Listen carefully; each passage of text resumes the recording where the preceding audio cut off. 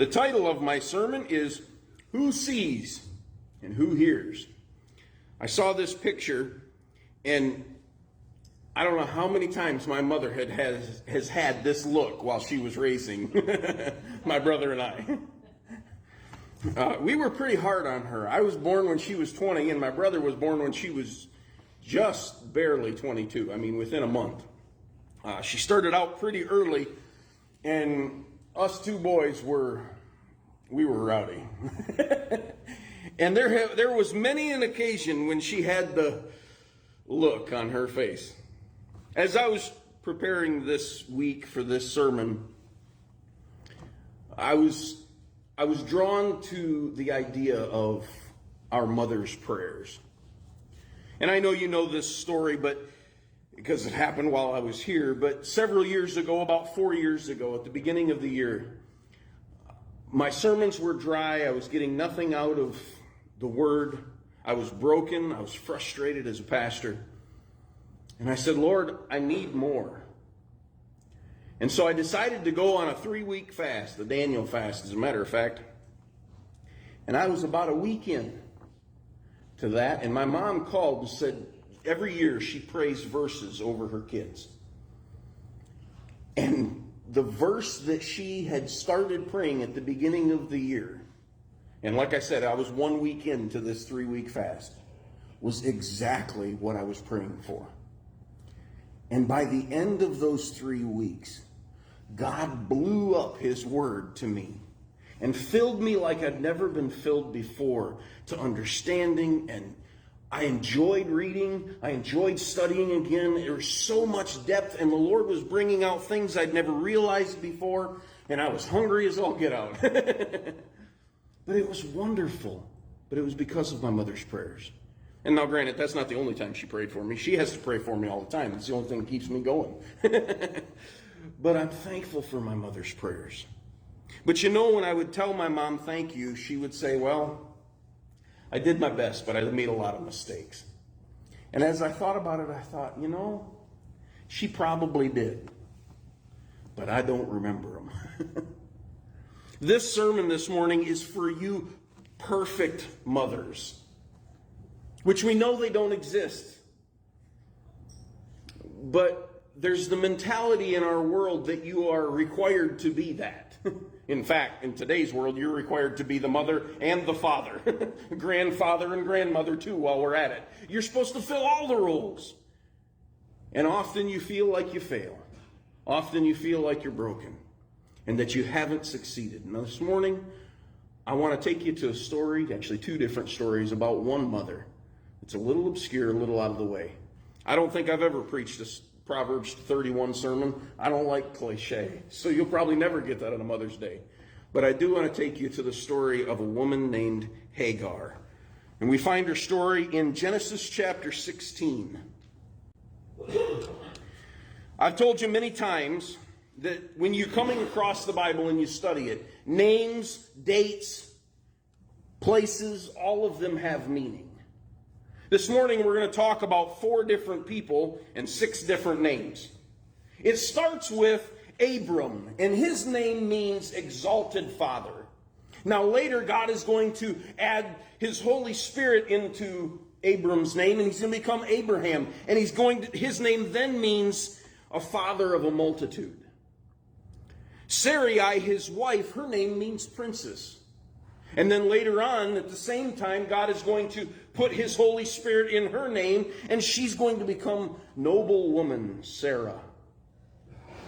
But in the middle of that wonderful relationship, Sarai had an Egyptian maidservant, a slave, and her name was Hagar.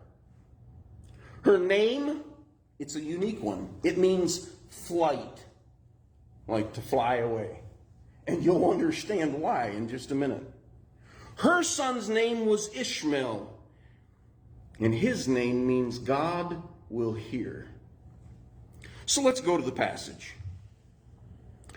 Starting with verse 1, Now Sarai, Abram's wife, had borne him no children, and she had an Egyptian maidservant whose name was Hagar. So Sarai said to Abram, "See now, the Lord has restrained me from bearing children. Please go in to my maid. Perhaps I shall obtain children by her."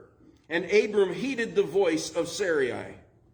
When Sarai, Abram's wife, took Hagar, her maid, the Egyptian, and gave her to her husband Abram to be his wife, after Abram had dwelt 10 years in the land of Canaan. So he went in to Hagar, and she conceived. And when she saw that she had conceived, her mistress became despised in her eyes.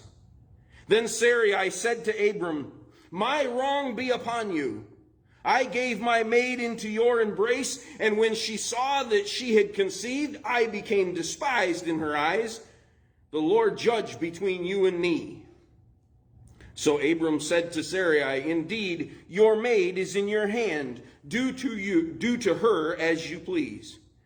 And when Sarai dealt harshly with her, Hagar fled, or she flighted from her presence.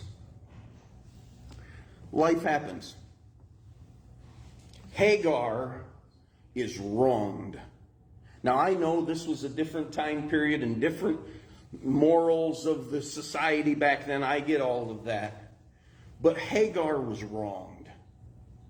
She was the maidservant. She wasn't the wife. The person that should have been taking care of Abram was his wife Sarai. But Sarai had a bad plan. She even admitted later on that it was wrong. And she mistreated Hagar by giving Hagar to Abram. Now, by the way, I'm going to just make this as a side note. Ladies, if you get a bad idea and you convince your husband to follow through on that bad idea, don't blame him for it. Take responsibility, all right? Now, I'm not saying Abram did everything right. I'm not. Don't get me wrong. He was still responsible too. He made a bad decision too. But give us a break, all right? If it's your bad idea, own up to it. All right, now I digress, all right? Hagar was mistreated. It was Sarai's and Abram's fault. She was abused. Something was taken from her. And I'm not saying she was all in the right. Because after she was mistreated, guess what? She in turn mistreated. She forgot her place and she mistreated her master, Sarai. She looked down on Sarah now. Ha! Look how the Lord's blessed me. Oh, what's wrong with you, Sarah?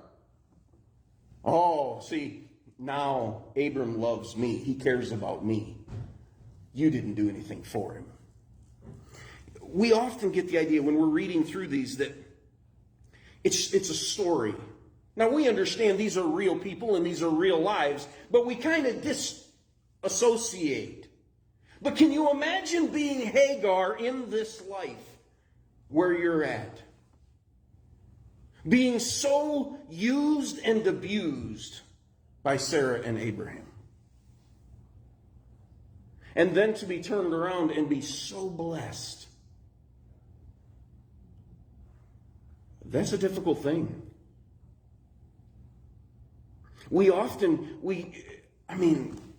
you imagine the conversations? Can you imagine the looks? Come on, ladies, I know you all.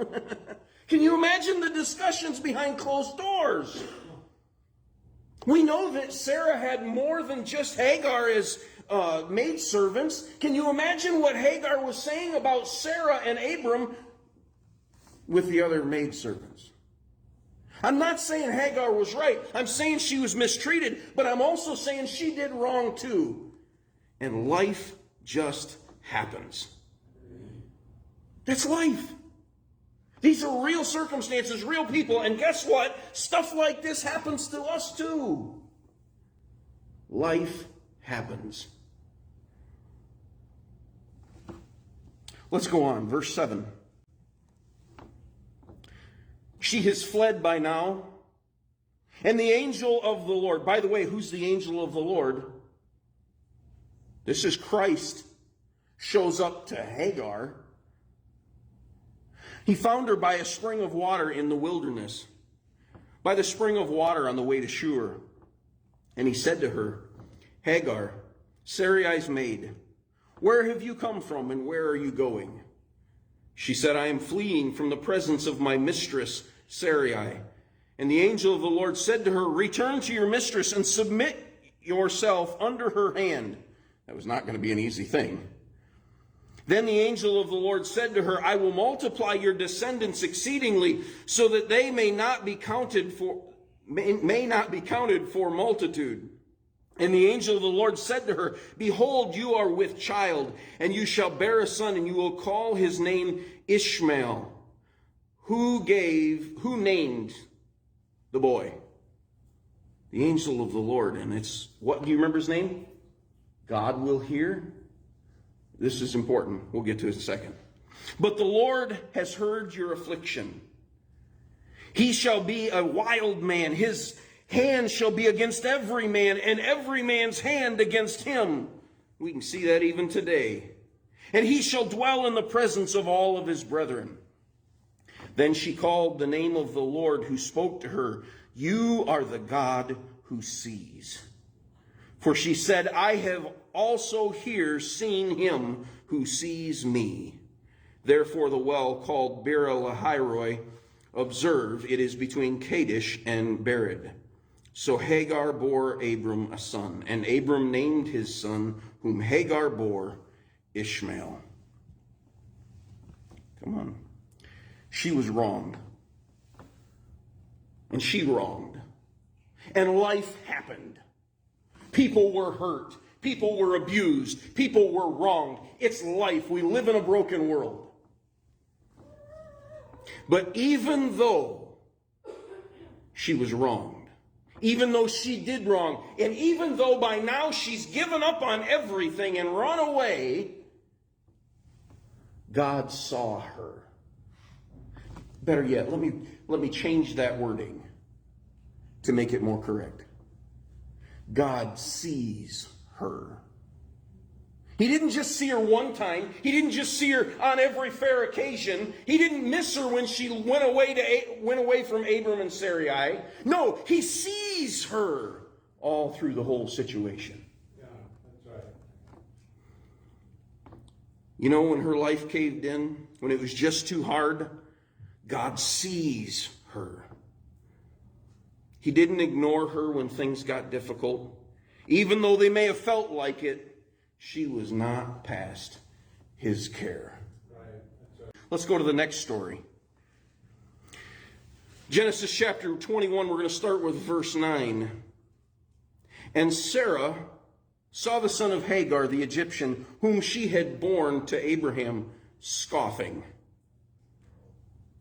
The boy was scoffing against Isaac, Sarah's son now. Oh.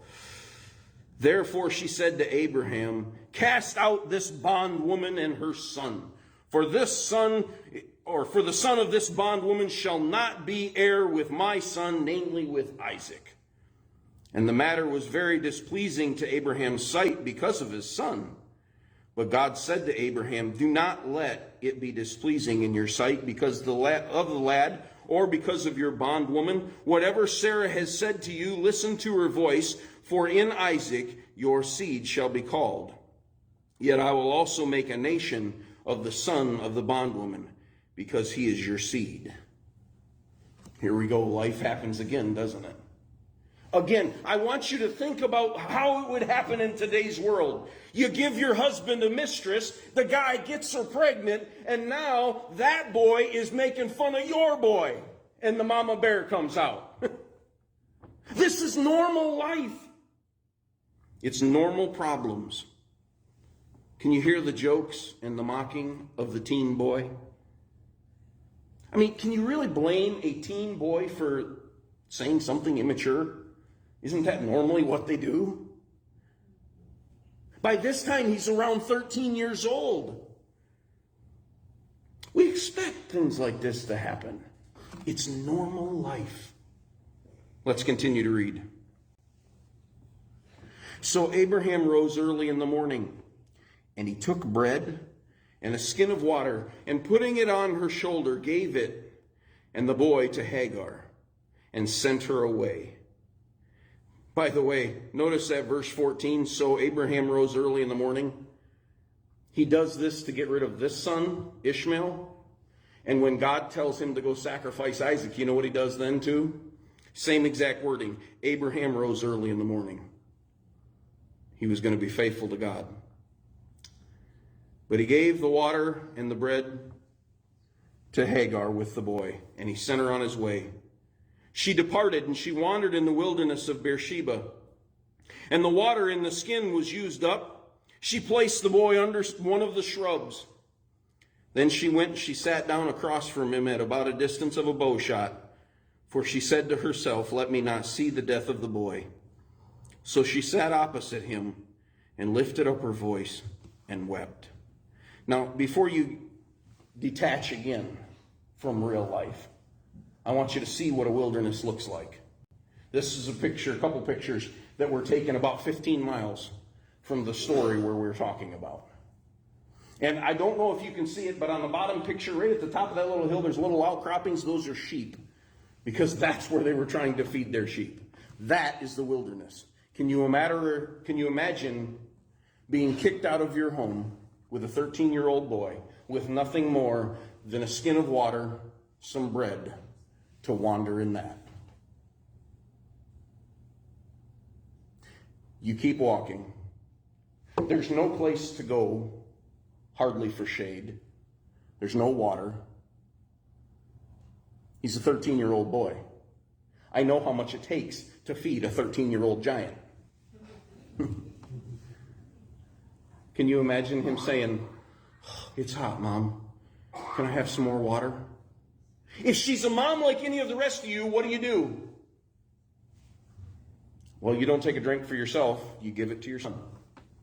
Oh, Mom, I'm hungry. I'm worn out. Well, here, you can have my piece of bread. She sacrifices for him. She gives him all what's left of the bread. She gives him all the rest of the water. And now the boy is literally thirsting to the point of death. And she can't bear to watch him die. So she goes and puts him under the one spot that has shrubbery, not even a tree, just shrubbery for some shade. And then goes at a bow shot away because she doesn't want to see him die. What if that was you? You see, this is real life. Verse 17. And God heard the voice of the lad. Then the angel of God, everywhere where I've studied this, and I studied it for quite a while this morning, trying to figure out why there's a difference in the name. Every other place mentions the angel of Elohim, the angel of God. The other place mentions the angel of the Lord, but they're supposed to mean the same thing, apparently, from my study, and I don't know why they named him different here. Maybe you can figure that out and bring it back to me, okay? But the angel of God called to Hagar out of heaven, and he said to her, what ails you, Hagar? What a question. My son's over here dying of hunger and thirst, and I'm going to have to watch him die? What ails me, Lord? For God has heard the voice of the lad where he is. Arise, lift up the lad and hold him up into your hands, for I will make him a great nation. Then God opened her eyes, and she saw a well of water, and she went and filled the skin of water and gave the lad to drink. So God was with the lad, and he grew and dwelt in the wilderness and became an archer. Now, in the first story, Hagar was mistreated. And then she mistreated. And she gave up everything. She ran away. Now, in this story, her son. You know, it's one thing if you mistreat me, if you mock me, you talk bad about me, you treat me. But you do that to my kids? You're ready to fight. You better be. Right? This story, the boy's being mistreated. Yes, he did say some things he shouldn't have, but it wasn't worth kicking him out. It wasn't worth the abuse. It wasn't worth the rejection of his own father. He was mistreated. Yes, he mistreated. Yes, they lost everything. And now Hagar is to the point. All hope is lost. There's nothing left. By the way, in that verse, I love this. Who does God hear? The voice of the lad. Now, it doesn't say that he prayed. It doesn't say, Our Father in heaven, hallowed be thy name, thy kingdom. It doesn't say any of that. What it tells us is that God heard his cries. You know what? Sometimes the best prayers you have is a broken and contrite heart. Yeah. The boy's heart was broken. His own father has abandoned him with nothing to let him die in the wilderness.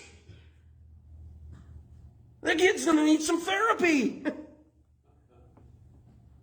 This is normal life, folks. You can go to any house down the street and there's something similar going on. Broken families, broken hearts, kids that are broken. A mother that's just tried to raise her kid, and yep, he's made some mistakes, and now we're going to die for it?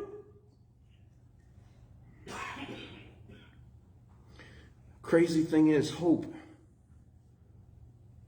was beyond them, but it was only just out of sight.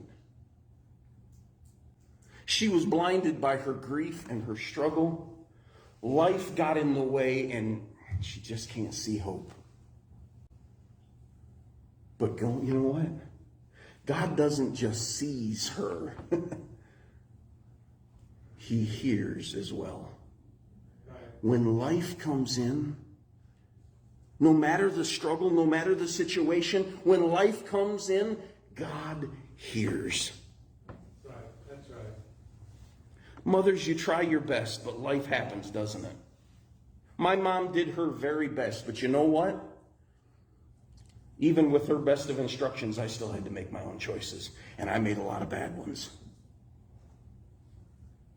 Life happens. You do your best. You try to be as perfect as you can, but you live in a broken world. People get hurt. And what really hurts is, yeah, when you're hurting, but when your kids hurt, bad things happen. You teach the best you can, but we still make mistakes and we still commit sin. We know it, but we don't like to accept it, do we? We know that we're going to make mistakes as parents. And you moms, you do your best. You make all kinds of sacrifices that you can, and bad things still happen to good people. Life happens despite our best efforts. Sometimes it's their fault because they didn't listen to you to begin with. You know what? Sometimes it's your fault. Sometimes you do the best you can and you still mess up. You can ask my wife. I've done that once. We understand that, but we don't put it in here, do we? Yes, you guys, you try your best and you will fail. You can accept that when somebody else does it. But man, when you do it yourself and you see your kids hurting because of it, boy, that's a different story. It breaks our hearts as parents. Today on Mother's Day, we celebrate not that our mothers were perfect, but when life fell in on them, they did their best anyway. They sacrificed themselves. They sacrificed to love us. Hagar, in our story, she gave up all she could do. And she even gave him the best tree to die under. She did all she could do. But when life happens, which it will, God.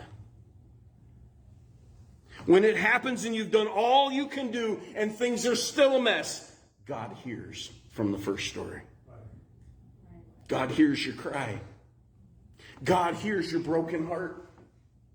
He sees everything that you are going through, all of the reasons it's there, all of why you tried to stop it, everything. He sees it all. When life caves in, God still sees and He hears. When your best efforts are in vain, even Ishmael. We're talking about Ishmael, you know. He wasn't a good guy in the end. And I'm not even saying Hagar was a great gal. I don't even know that she was a good gal. But you know what she did?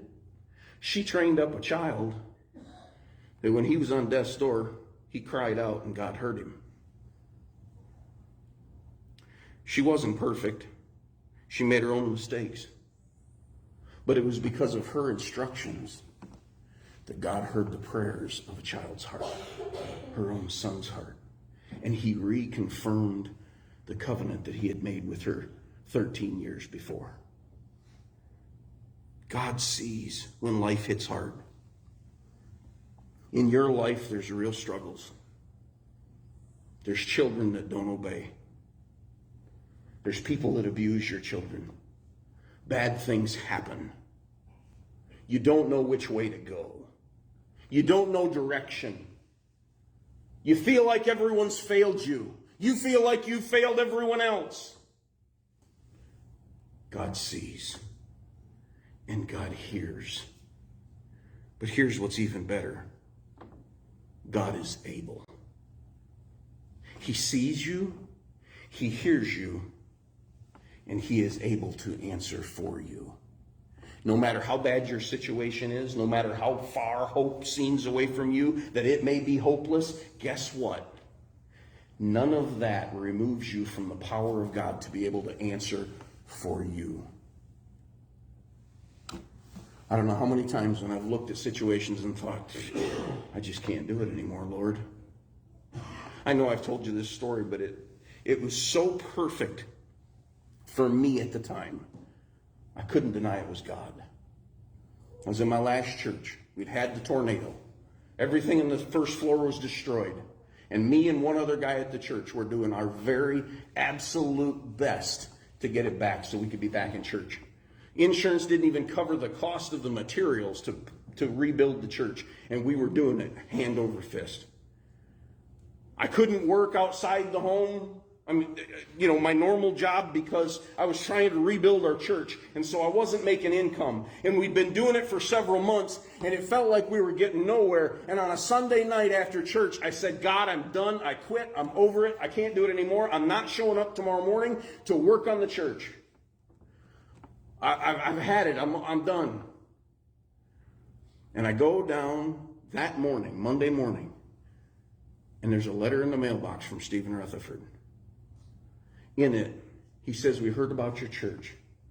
Here's $10,000 for your church. Help pay for materials. Here's $5,000 for you and Sonia, because I know this has been a financial burden on you. And we promise that there's more money coming, and we're going to bring work teams. Hope was out of reach for me on that Sunday night. But the next morning, God said, oh, here, let me scrub your eyes a little bit. I've seen you, Dan. I've seen you work. I know you're trying. I hear your prayers. I hear your desperation. Guess what? I've got the answer. I'm able to fix it. You know what? We had a huge event. A lot of people there, well over 100 people in a church that we were running about 40. The local Knoxville news crew even came and did a live report. They did interviews with me and the district superintendent. And then they chopped my interview so much you wouldn't even know that I even said anything. By the way, from that point on, I've always told myself if they ever ask for another interview, it's going to be live or it's not going to be at all. I praised the Lord at least 6 different times in that 5-minute interview. And you know what? They cut and pasted so much that when I heard my own interview, I didn't even know that I said that. And God was not in any of it. Well, that's interesting.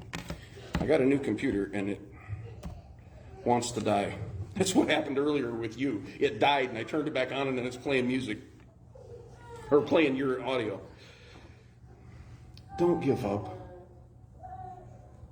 When life hits, please understand you are not outside of God's reach.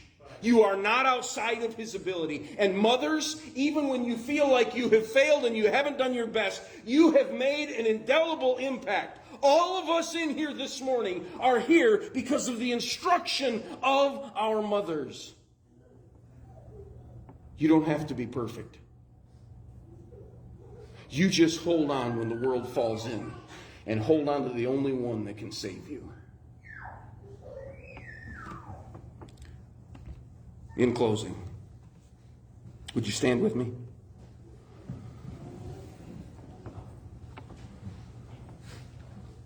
I want to ask you, are you hurting? Are you worn out? Do you feel that even your best isn't good enough? You all just wait. Just sit right there. I decided to change it a little bit. Do you need direction for your life? Is there a situation in your life right now that's beyond your control? You've got a kid that just won't listen. They're walking away from the Lord. Have you given up hope? This morning I want to encourage you to cry out to God. He sees what you're going through. He hears the cries of your heart. And He is able, when you don't see hope, to bring hope to your situation. Hi, everyone. Thank you so much for watching. It really does mean the world to me that you're getting a blessing out of it. If this video was a blessing, make sure to hit that thumbs up button for me. That way other people can find it as well. Here in the link section, you'll find playlists and new videos that we put out. We try to do 2 or 3 a week. You can also subscribe to the channel by pressing on my face and then hitting the bell icon, and that will alert you to new videos. May God richly bless you.